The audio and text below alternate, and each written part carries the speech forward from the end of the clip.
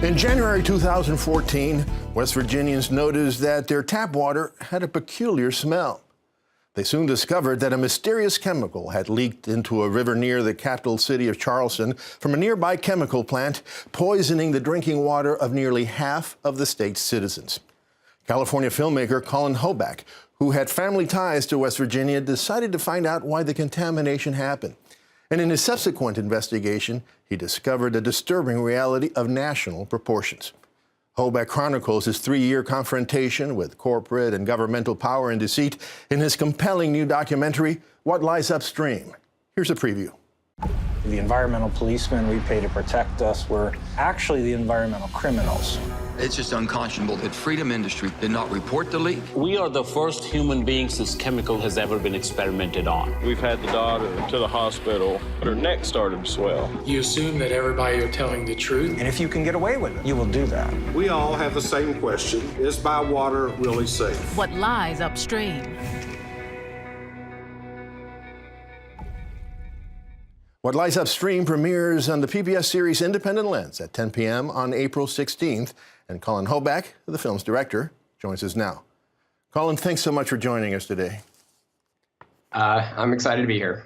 So, Colin, besides your family ties to West Virginia and your fond memories of it because you used to visit it when you were a kid, what motivated you to get involved in this project, which ended up being a 3-year odyssey?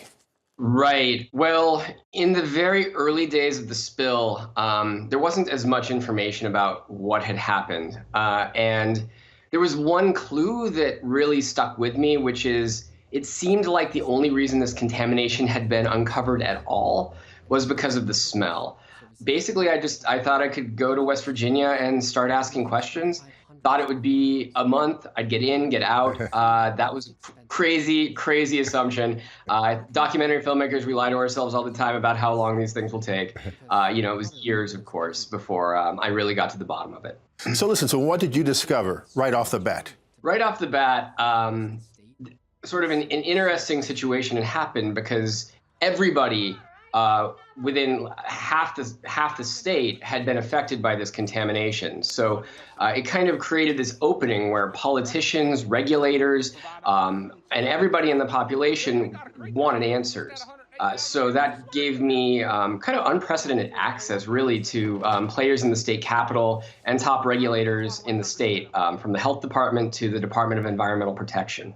You know, two things that really surprised me right off the bat. First is that no one really knew much, if anything at all, about the chemical that had been poured into the river, MCHM, that nobody knew that much about it. And secondly, that nobody had questioned the wisdom of putting a chemical plant just upstream of the water plant that provided the water for 300,000 West Virginians. That does seem like a shocking piece of information, but what's more shocking is that same thing is happening in every state in this country.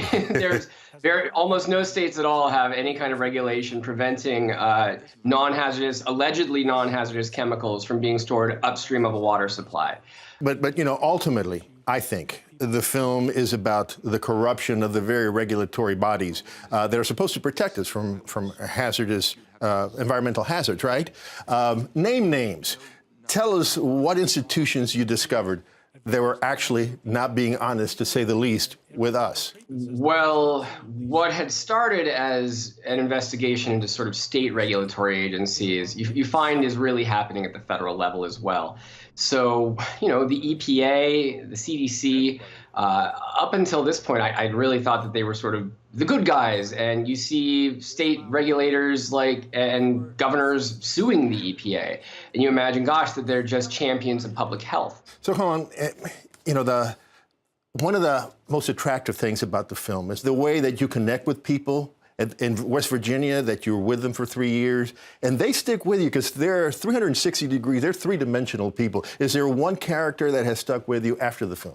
Well, I mean, there's really two main characters in the film who still have stuck with me, and that's Dr. Gupta and Randy Huffman, the two heads of the departments in West Virginia. You get to know when you are filming with people for years. there's this weird line you walk between friendship and subject, and particularly when these are people who are making decisions that affect the health of the entire state. And whenever you're editing, you're always thinking like, am I being fair? Is this representative? And sometimes you have to make hard decisions to show things that are representative. And I think you see that in the end of the film. Yeah, and those two guys are the ones that stuck with me, and I think they will with viewers, because I'm not going to give anything away. But one who started out as a good guy kind of changes in the other way, and the one that kind of started as a bad guy kind of redeems himself. It's kind of like a feature film. It's really a wonderful story in and of itself. But we got to end it. Yeah, it has a narrative it has a narrative feeling to it, I think. Yeah. And you see these two characters kind of cross and how the system changes people. Yeah. Well, Colin, it's a wonderful film. Thank you so much for making it, and thank you for joining us today. Thank you for having me. Yeah. The Independent Lens documentary, What Lies Upstream, premieres Monday, April 16th at 10 p.m. on PBS. Check your local listings for additional viewing opportunities.